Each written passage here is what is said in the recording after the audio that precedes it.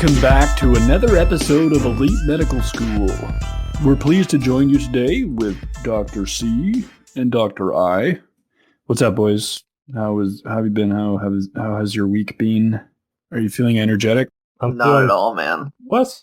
Dude, it's the lockdowns, man. You got to keep your spirits up while you're in the trenches, True. the COVID trenches. True. What have you been using to cope or doing to cope? I've been doing, it's been being such a COVID warrior, it's been very stressful for me. And, I've been doing a little bit of therapeutic ketamine to keep my mood. Worked wonders. Yeah, I'm sure your PHQ-9 is looking fabulous right now.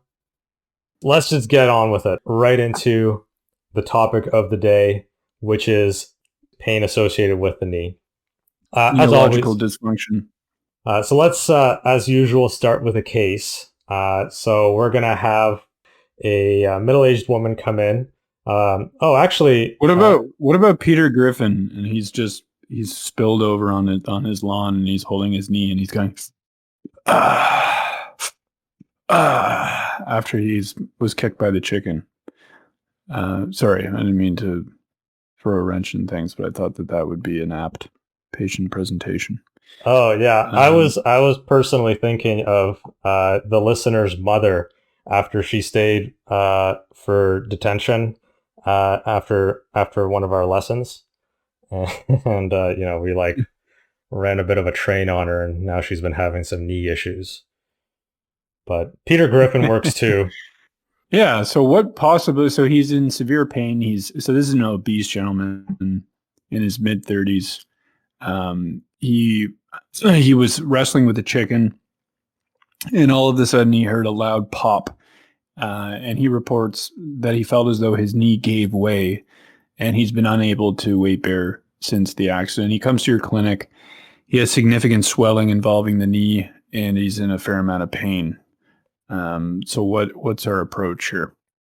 Primarily, we're thinking about ligament injuries. At least that's what kind of pops up in my mind. Usually, there was no pun intended there. I just wanted to highlight that. So usually, in our differentiation between the ACL and PCL in terms of the mechanism that resulted in the injury, with an ACL, we're thinking more about sudden deceleration or the hyperextension and internal rotation of the tibia and femur, or otherwise known as the plant and turn. You'll hear that quite a bit in those that are very athletic, playing sports, things like soccer. They plant their foot down and twist, or with snowboarding and skiing, where you have that rotation. And then with the PCL, in our history, we're going to be asking about any sudden posterior displacement of the tibia with a flex knee or when it's hyperextended. So the typical mechanism that we think of in that context is somebody is in a motor vehicle accident and they have their legs up on the dashboard, and that hyperextension results in the tear. Right. And then in terms of the physical exam, so on the physical exam, we sounds like we have a history or an idea behind what the trauma was, but is there something that we're really concerned about? Like an emergency situation that we have to take care of right now. Basically, the red flag symptoms that we would be looking out for right now.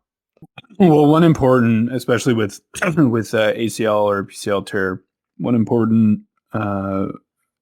urgent issue that needs to be ruled out would be popliteal vessel rupture, such as popliteal artery rupture, and that can cause a very serious hemarthrosis, and in some cases with persistent bleeding, actually hemodynamic change, but that would be less common.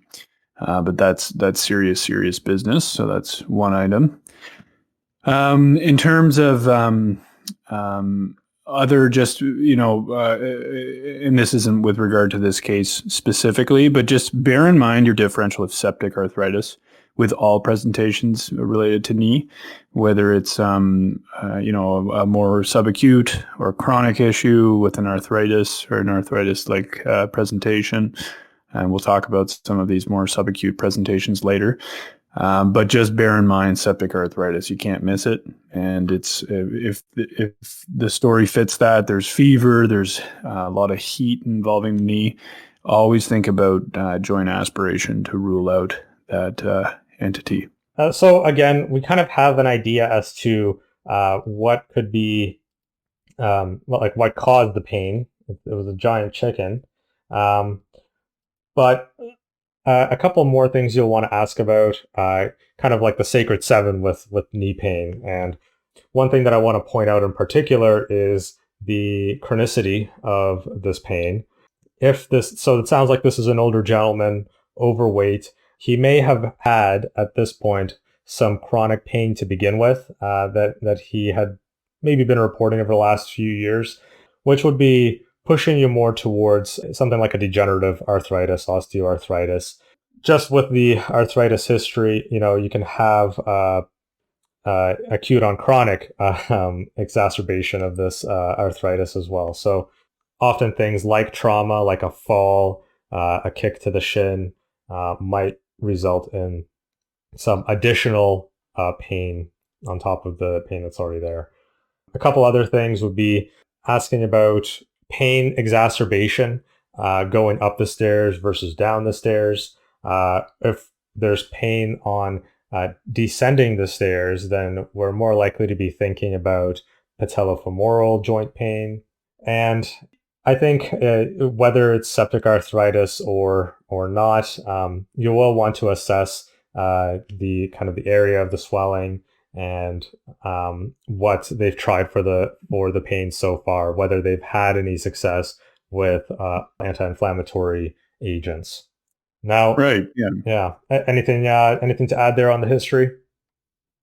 So I think that's a good. So we talked about this gentleman's encounter with a chicken and his presentation specifically with the popping. Bear in mind ACL, PCL, also the lateral ligaments, both medial and lateral collateral ligament. Both of those are susceptible to tear as well, and can present with popping. And then even things like meniscal tear. So for exam purposes, pop is suggestive of popping is and knee laxity. That is the sensation that knee is giving way.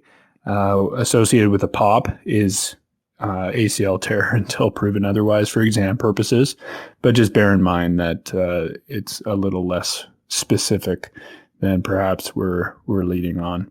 Right. So actually, on that note, I wanted to ask Dr. C. I know you might have had some of these symptoms in the past, which is part of why I suggested this topic. Would you be comfortable in sharing some of the mechanical symptoms you might have had with your previous injury? Oh, yeah. Well, so acutely. Well, you tore your banjo string, didn't you? No, I believe that was Dr. I. I'm guilty as charged. It's shredded, man. There was a popping sensation. Anyway, sorry, I didn't mean to interrupt. Yeah, wasn't you. That wasn't you busting either. I didn't mean to interrupt, Dr. C. Please proceed. Well, acutely, the knee, there was a loud popping sound, and the knee just swelled up, very, very quickly. And the extension was limited, so I could not extend it all the way, and I could not bend it all the way. And it felt like when I was walking, it felt very unstable, like the joint was like wobbling almost. But that only lasted a couple days, and then over the next couple weeks, it kind of the swelling kind of solidified, and then it was really like a kind of a rigid bent knee that couldn't really extend very well. And wait, what did you have an ACL tear or what was that? I had two ACL tears. You tore both of them, and then bilateral. What do No, you mean? not bilateral.